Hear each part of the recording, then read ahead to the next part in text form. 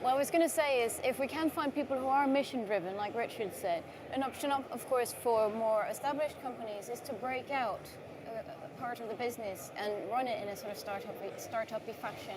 A great example I've seen of that in another industry is British Gas, who, of course, as you all know, is a very big and very traditional hierarchical organization.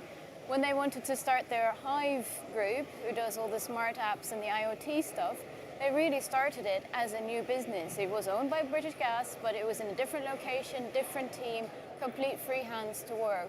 And it really had that startup-y feeling. It had the mission feeling to it. So that's, of course, one option as well, is to either buy a startup or start your own sort of internal startup. Yeah, I think it's really hard. It's really hard to imagine a situation where you do this successfully, but you don't hire people who are mission driven.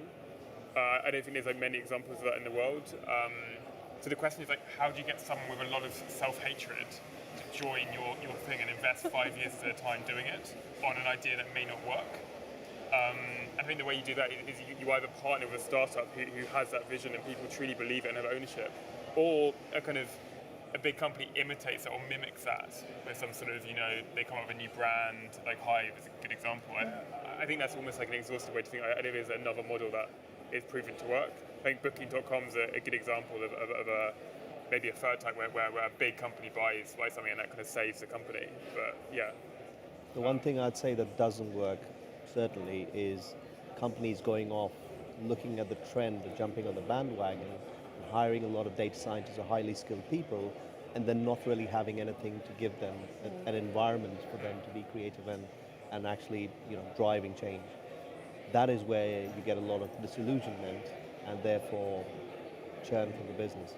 And then people just have that perception that this is not the right company to go and work for.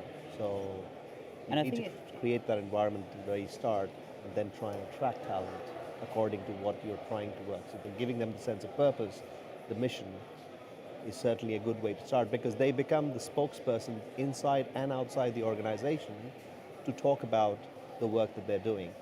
And also I think it's quite important to speak of internally and externally how you want